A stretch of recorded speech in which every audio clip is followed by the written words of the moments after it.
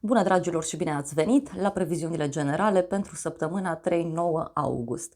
Să știți că este o săptămână și cu bune și cu mai puțin bune. În primul rând, săptămâna aceasta există un risc de ceartă, da, de scandal, însă, în același timp, este o săptămână în care lucrurile se întâmplă cu viteza luminii.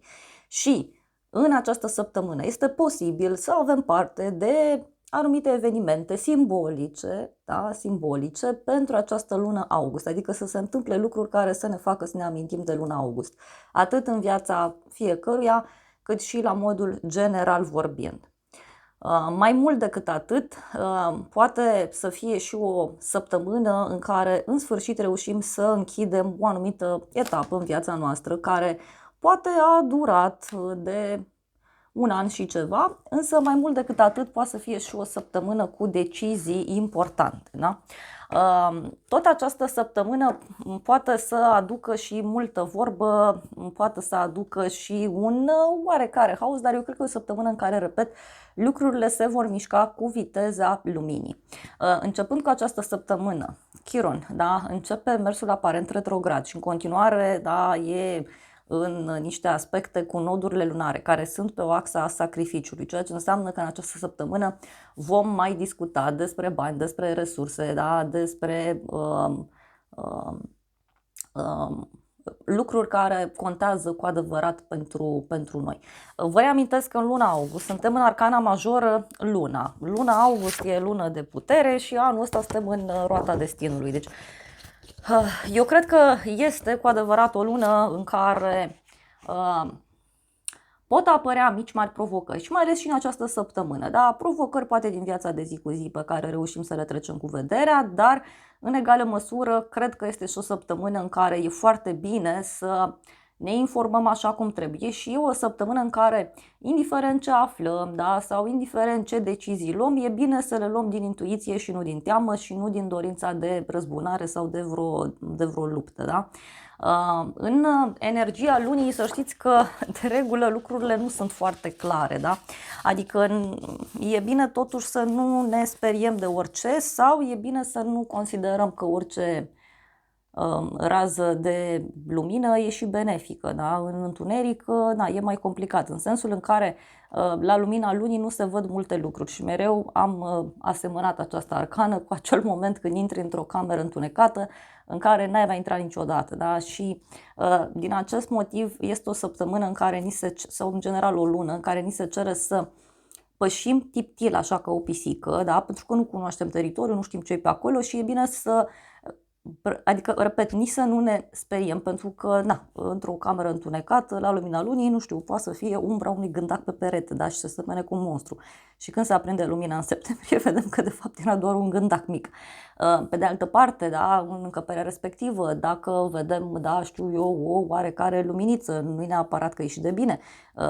Când se aprinde lumina, putem să vedem că e altceva acolo.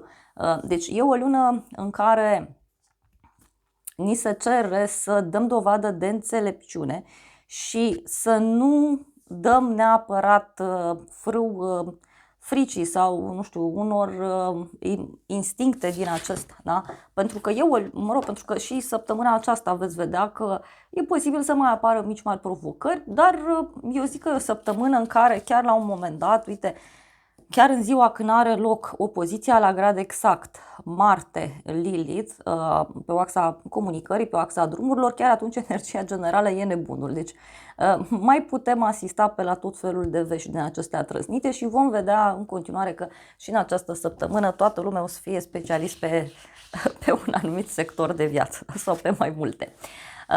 Dar, repet, eu cred că e o săptămână interesantă. Până la urmă Venus trece în balanță, mai îndulcește acolo apele, mai poate să aducă împăcări, mai poate să aducă și pace în general cu oamenii din jurul nostru și la final de săptămână Mercur trece în Leu, dar despre asta o să vorbim în următoarea săptămână. Momentan mai e prin rac, mai are acolo lucruri de rezolvat. Bineînțeles că pentru fiecare zodie în parte e diferit. O să mă axez foarte mult pe acea opoziție Marte-Lilith, dar și pe intrarea lui Venus în semnul Balanței, da, care e un eveniment bun pe luna august și pe săptămâna aceasta.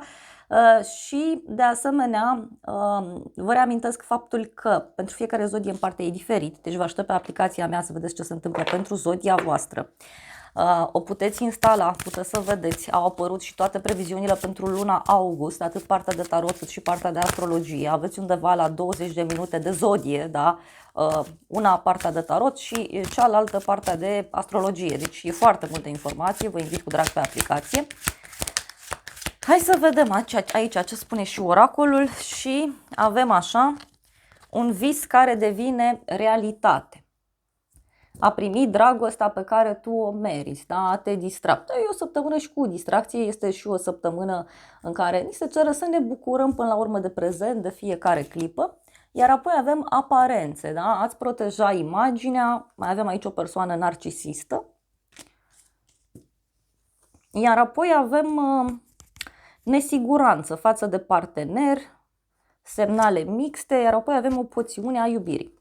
Da, dragilor, știu eu, poate e o săptămână în care și în sfera aceasta a iubirii poate e bine să fim puțin atenți. Uite, poate e și o săptămână în care să întâlnim oameni mai narcisiști prin jurul nostru, dar să fie și o săptămână în care poate e bine să facem și ceea ce ne place, da? Să ne concentrăm puțin și pe plăcerile noastre. Iar la bază avem armonie, a lucra bine împreună, a construi încredere. Da? Deci e o săptămână interesantă, aș spune eu. Bun, hai să vedem așadar ce se întâmplă pentru fiecare zodie, așa că te invit cu drag pe aplicația mea să vezi ce se întâmplă pentru semnul tău zodiacal în această săptămână, de unde anume vine conflictul, pe unde anume au loc și rezolvările. Așa că te îmbrățișez cu drag și te invit pe aplicație să vezi ce se întâmplă pentru zodia ta și săptămâna asta, dar și în fiecare zi dacă vrei.